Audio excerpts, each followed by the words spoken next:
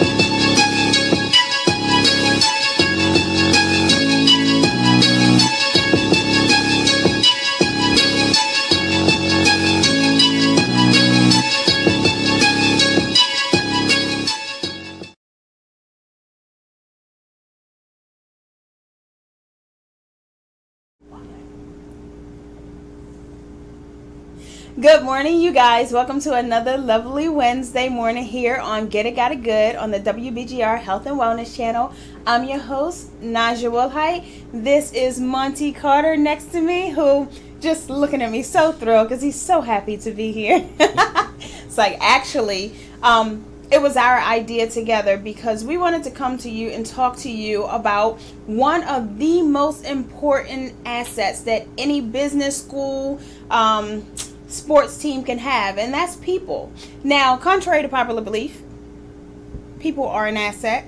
If you look at it from a business owner's perspective, then they're not. They're liabilities because you guys cost money. Employees cost money. There you go. So what happens a lot of times around the age of 55, you get a target on your back that says, we don't want you around anymore, you cost too much, you're heading toward retirement, sorry, but layoffs. And so we wanted to come to you at a different perspective, from a human perspective and from a business owner perspective, from a recruiter's perspective, and show you why people are an asset and not a liability. I don't care if you guys do cost money, okay? So, first of all, let me thank my husband here for coming today. He definitely has a different perspective than I do. I can split my worlds between the business mind and the human mind, and sometimes I get it twisted, but this one always keeps me in check. And he's a people reader. So whereas I am the personality type, we're outgoing and everything else, this one right here is a laid back, sit back and observe, and then we communicate later and then game plan on what the course of action should be. So I wanted to get his perspective as well, because he's great at naturally reading people, and that's one of the things that you have to do if you want to go from point A to point B. You have to understand people, okay? So before we go any further, I wanted to thank my sponsors, which are Maryland Prep Academy, Dance Solutions Youth Outreach, Mission Dance Works. Am I forgetting anybody? I don't know. Maybe I should write them down. No, but thank you all, you guys, for continually sponsoring me. I appreciate it. And you guys, we will get to the artist spotlight this week. Continue to send them in. If you guys have not noticed, on Facebook under at Get It Got It Good G3, which is our fan page, obviously, we created a small community, a small group within that. So you guys can post your own stuff. Whether it makes it on air or not, that is not the point. We wanted to make sure that you had a place to continually post your poetry, to continually post your raps, your short stories, your whatever you wanted to get on there artistically, your monologues. Post it there, because in that group are not only other artists that you can possibly collaborate with, but there are also producers and people from the industry, record labels, people from magazines. So definitely if you want to get seen, which is part of the game of going to the next level, then that would be a great place for you to join. Invite all your artistic friends as well, so that way it could be a very rich and thriving community. So that just launched, a few days ago. So definitely invite people in on that. Post your stuff. Can't wait to look through it. And then stay tuned on Wednesdays and see if you get spotlighted during the artist spotlight section. So without further ado, let's take a look at today's spotlight artist. It's really short today because I really wanted to delve into people being an asset, okay? So we will be right back after this artist spotlight segment. Stay tuned. 2, 1, 2, 3, let's go. Cause I'm feeling like I'm running and I'm feeling like I gotta get away. Better know that I don't and I won't ever stop. Cause you know I gotta win every day. See, they really wanna pop me. Just know that you will never flop me. And I know that I could be a little cocky, but you ain't never gonna stop me. Every time I come in, then I gotta set it, then I gotta go and then I gotta get it, then I gotta blow and then I gotta show it. Any little thing and then I think be doing cause I did a lot of cause I'm gonna murder everything and anything about a boom, about a bing. I gotta do a lot of things to make it over to a couple people that are always winning. And I gotta get it again and again and then again. And I be doing it never know I'm moving with somebody better call a rep and everybody know my sound and they know I'm the best when I come to doing this and I be banging on my chest and I'm banging the east and I'm banging in the west and I can give you more and I will never give you less. You will hear it in the street and you can read it in the press. Do you really want to know what's next? What's next? You know we gotta go and try to keep it with the pace and we struggling and hustling and in it and getting it. We always gotta do it, take it to another place. Gotta face it, gotta grab it, gotta pay off, cause I'm drowning in you. I won't go through without you by my side. I'd give my all to have just one more night with you. I'd risk my life to feel your body next to mine. Cause I can't go living in the memories of our sorrow. I'd give my all for your love tonight.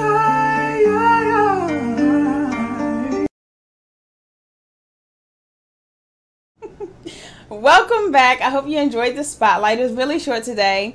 The guy can sing in all octaves.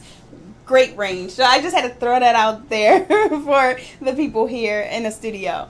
Okay, so I wanted to delve into people as being an asset. Okay, so whether you're in business, whether you're a teacher, whether you are in retail, whether you are a coach, whatever, regardless, everything you do in life involves somebody else. I don't care if you are a cubicle worker, you're going to have to deal with people, right? Yeah. So it is good to understand how people think and some of the things and cues to get along with people. I know everybody is not a people person. I understand that. But you got to be some type of a people person in order to get by in this life, right? Or do you don't think so? Yeah, you have to. Do you? I mean, in order to be able to work anywhere or deal with anybody, period, you have to be some type of a people person. So even though this one right here is very quiet, everybody seems to love him. So he is a people person regardless of his little laid-back demeanor. People love him, right? So when you are a business owner, unfortunately, a lot of times you're looked at as a liability. Now, is that the same when you're recruiting for like athletics? Are you a liability? It could be. I mean, it all depends on who you're recruiting and why you're recruiting them. So it could be either way. So if we talk about this big stupid trade for $270-something million for 2 years or something, what was that? Bradley Beal. Yes. Bradley Beal. Now, I'm sorry. People are an asset, but I just have to go on a tangent for a second. That is crazy. That's when you can become a liability. Yeah, but I mean, it's not a signed deal. He got 2 years for 75, or 72 plus, so a little bit less than what he wanted, but a couple of years later he'll end up with the rest of that, so it'll be over 200 million for like 4 years.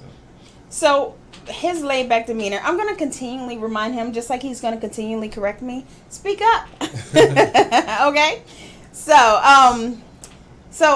liabilities, the reason why companies label people as a liability is because they're an expense. One of the biggest expenses a company have after overhead, after you pay your rent, your BG&E, whatever the case may be, are the employees, right? Yeah. So then this is why people have become a number and not humans. But I'm here to let you know that people are actually an asset, because without those people, your company wouldn't run, right?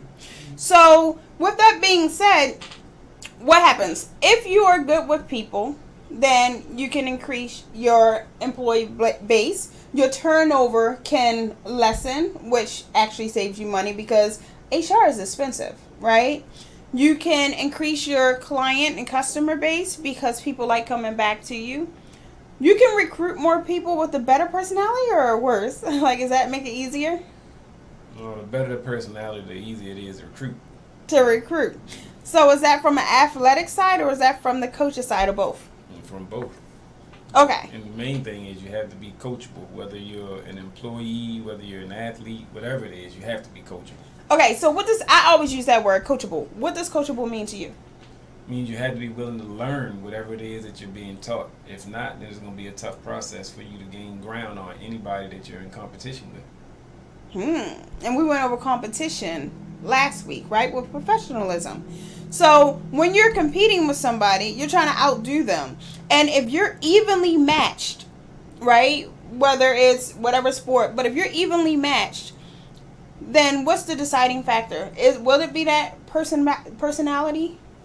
Depends on, like if it's an employee, it will depend upon whether or not that person is making more money or less money than the person that they're in competition with, which means I could get rid of you and keep the person that's making less money.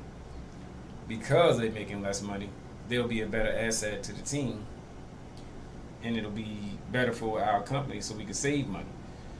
So he's thinking like I would normally think now, right? So this business ownership as far as liabilities, there are several things you have to understand. People cost money, yes. People are an asset, yes.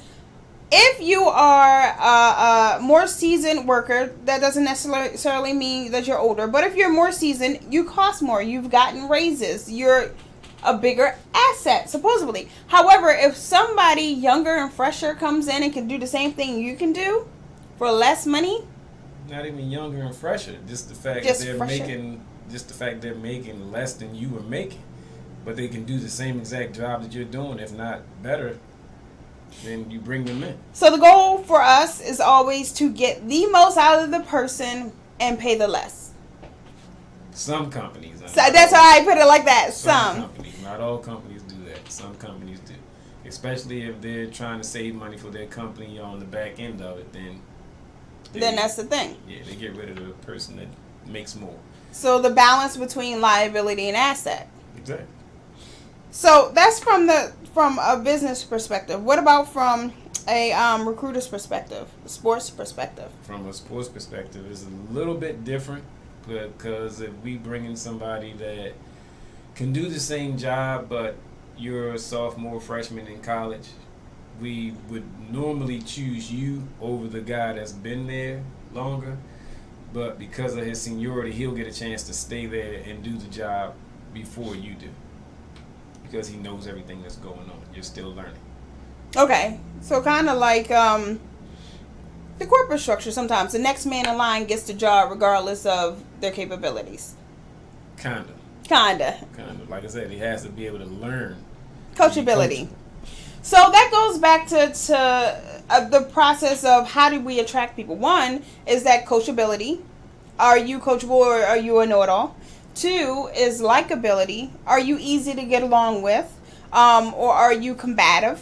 Right? Mm-hmm. Another one would be empathy. How do you get along in a team setting? How do you get along with other coworkers? How do you get along with other players? How do you get along with other whoever? That's all based on leadership skills. If you have leadership skills, more than likely, coaches will love you because you're actually leading them, especially if you're leading in the way that the coaches will want you to lead, which is lead by example, doing everything that's the right way, instead of off-field problems or at-work problems, in-school problems, or, like in the street problems. So you have to try to balance it out. Some people feel as though I cannot be a leader without the leadership position, title, whatever else. Is it possible to lead without having that team captain role? Yes, definitely. There's a lot of leaders in the world that lead by example. Like, I don't think President Trump, I don't think he's a great leader, but there are people behind him that could lead a lot better, in my opinion. Same as in football, they're great leaders on the field and they're great leaders at practice. I mean, the guys that lead at practice are the guys that the coaches love the most. So it all depends on your leadership skills and what you're willing to do for it. I also believe that you cannot gain the leadership role and keep that leadership role without leading before you get that leadership role, because people can spot that in their players and their employees. That leadership shows that you have the capabilities to do what's right once you get to that position. Now, everybody who's ever had a job or had somebody over them in a leadership role whose leader just dictated, hey, you're gonna do this because why? I'm the boss. That does not create an environment, first of all, that's conducive to getting things done. It also creates an environment of hostility and people who are just trying to get you in trouble, backstab, mess up something, Jealousy. That passive aggressiveness. A lot of jealousy. Yeah. So there's different ways to lead. One of the points that a lot of people go, okay, well, this is all fine and dandy, but what are some of the practical steps that I can use in order to attract people, in order to increase my circle of influence, in order to do things like this? Well, one of the things that I learned along the way through teaching, through opening and starting and trying to run different businesses is the art of mirroring. You know what that is when I say it like that? Mirroring? Yeah. No. Okay. So what I mean by mirroring or copying is you matching energies with somebody, right? You look at their demeanor and like if they're like this, then you're like this. If they're like mellow, if you go in to meet somebody for the first time and they're like, yeah, and you're like, ah, then they're like, what is wrong with this person, right? Mm-hmm. So you're reading people's body language. If they're like this, so you got to understand nonverbal communication. If they're like this, what are you thinking? They don't really care too much. That's what they think. Exactly. But if you're oblivious to that and you're like talking, and they're like, they really just want you to shut up. Right? This one is very good at reading people and their body languages. Like, I know you do that a lot of times when you go into the rooms full of people. You just kind of sit back and watch. Why do you do that? What's the purpose? To see who you can trust and who you can't trust. Just basically pay attention to anything that they're doing, whether it's positive, negative, whether they're talking bad about people all the time, whether they say negative things about people. So it's more of a positive thing with me, to see how positive they are about whatever it is they want to do. If they're positive and passionate about whatever it is they want to do, then it's more of a chance that I'll be like, okay, this is the type of person that I want to be around. This is the type of person that I would like leading my team. And this is the type of person that will be great for our team, and he'll be a great asset. So, okay. So notice how from the positive cues, he said, okay, this is another person I would like to add to the team, be around. This is how these positive people be attractive to others. They attract more people. They get more opportunities to go in the direction they want to go, to lead the organizations they want to lead, to be on the teams they want to be on. What are some of those positive cues though? Like, what are they doing? Are they speaking? Speaking positively, acting in a positive manner, making sure that they're great communicating with the person that they're talking to, and not really, shunning anybody or putting anybody down most of the time. So, I mean, as long as you stay positive most of the time, you'll get where you need to go, and it'll be okay for you. So one of the big no-nos then would be to be in a public setting or in a private setting and trying to humiliate somebody all the time. Every word or other word out of your mouth is negative, or always constantly cursing, and you shouldn't be. Using terminology that wouldn't really fit in a team setting, mm-hmm. wouldn't be good at all for most people. Especially if you're trying to be a part of a team. I don't think it would be good for you. So when you're building an organization and the environment in an organization, you're looking for people who will fit into this idea, this vision, this concept that you've gotten as a CEO, CFO, whoever, as a management. It doesn't even have to be that large of a scale. Just even in your home, in your family. You're looking for people who can fit into this mold in a positive thing. Now, the reason why you are technically interviewing people on a day-to-day basis when you meet them, you're mentally putting them in categories. So we all are a little bit prejudiced, racist, everything else, because that's how we learn. We segregate people into categories based on our own perception, our own experience. But the reason why we do that is because you are the people that you hang around with. So if you want to grow and expand, you got to hang around people that is going in the way that you're going. So what about the people who say, well, I can't hang in this group, or I can't be around these people because I'm not there yet? Do you have anything to say about those type? Or I can't hang with the varsity because I'm in JV. No, you can hang with the varsity and listen to them. Listen to some of the things that they say. It's just like being in the business world. I mean, you could hang around the management and listen to what's being said, so that way you can actually learn more of what you need to do and how to do it to make it easier for yourself in the long run. So if you're hanging around the management, if you're hanging around the varsity, if you're hanging around the people that you want to hang around with, you can then start to think the way they think.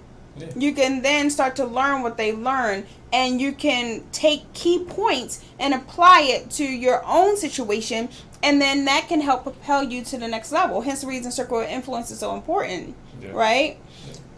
Some of the other things that hanging around the right people, what are some of the other benefits, do you think? Coaches start to trust you more.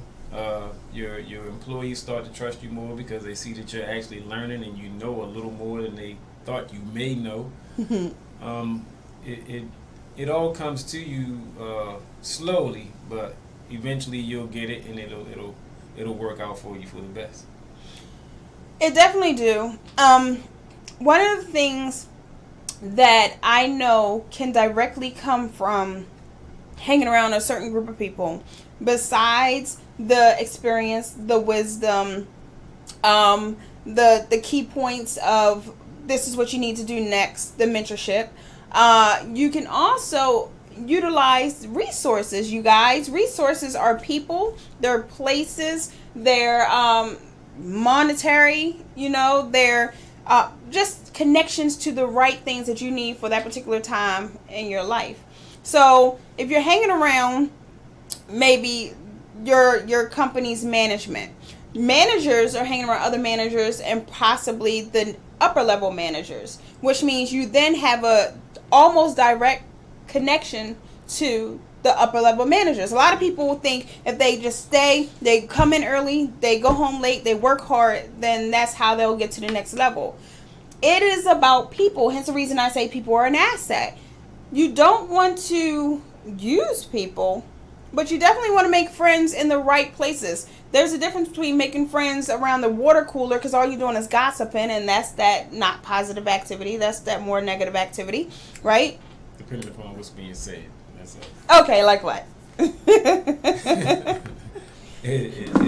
It's water cooler talk. Okay. So. Water cooler talk. You gossip talk. Yeah. That's what it is. It's water cooler talk. You talk to the other coaches about other players for a reason, to see what they're doing, what they should be doing, and whether they're doing what you're asking them to do. Some of them don't do what you ask them to do on purpose, just to try to be spiteful. And you get some that actually listen and pay attention and do what you ask them to do, and they end up with a better role on the playing field. So it's kind of like a job evaluation or performance evaluation around the water cooler for certain things. Yeah, so it definitely depends on the topic of conversation, right? Mm-hmm. So you guys, you have to remember a lot of things when it comes to people. People have feelings. People have bad days. Their bad days may affect their feelings for that day. So how do you deal with people because we both deal with people on a day-to-day basis, multiple personalities, sometimes all in the same person. I'm the same how do you deal with it? I'm the same way all the time. I'm quiet at practice. Unless something's going wrong, then I'll speak up, or unless I see something wrong. And I'll give everybody a chance to talk, and then I'll speak my mind and say what I think should be done right, or what I think is right or wrong, and try to get it corrected.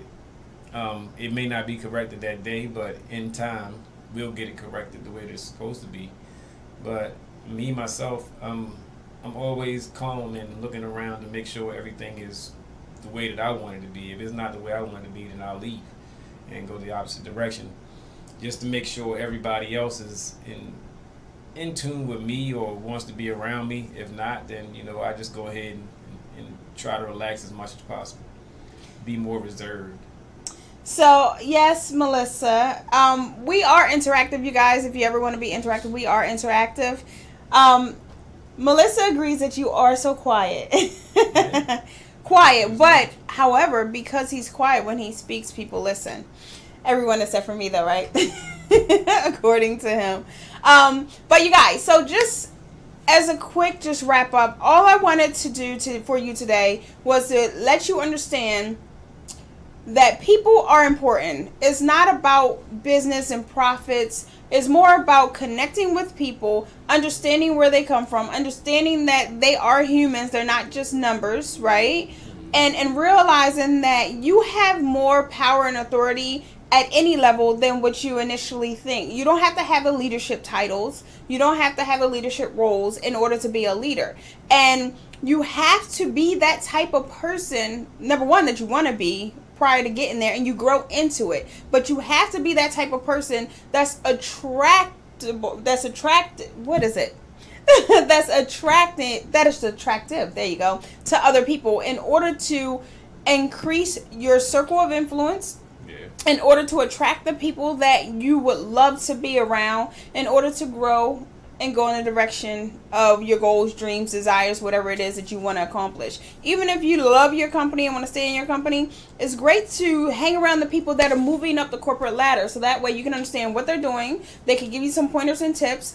You can meet the right people, because a lot of times it's about who you know, not what you know, even though you have to know in order to be prepared. It's like giving a third string the opportunity to start a game, but if he don't know the plays, he's not prepared. Opportunity meets preparation. That's your opportunity, right? Yeah.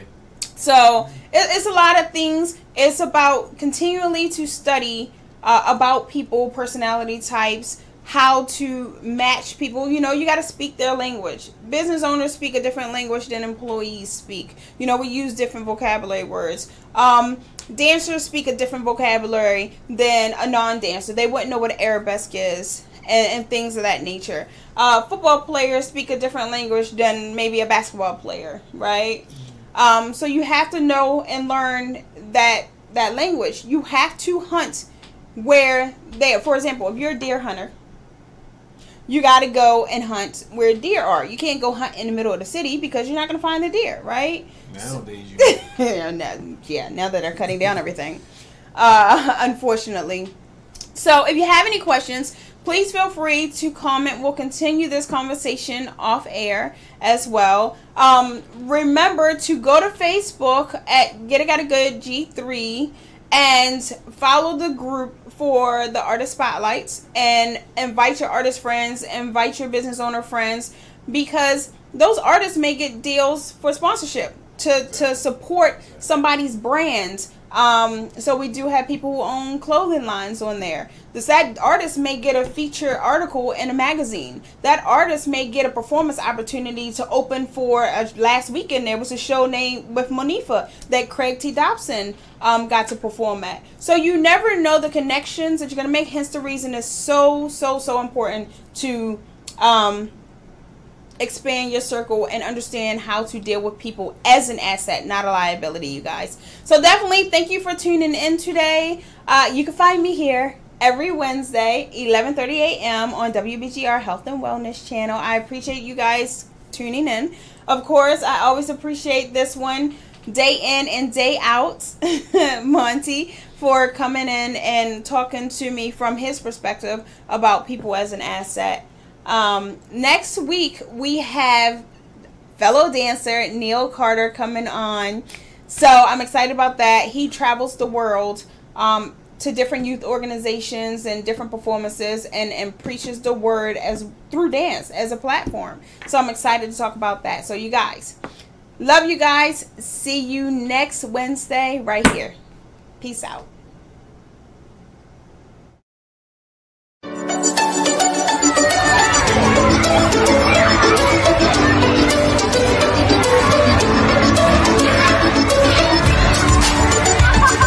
clean, reliable electricity.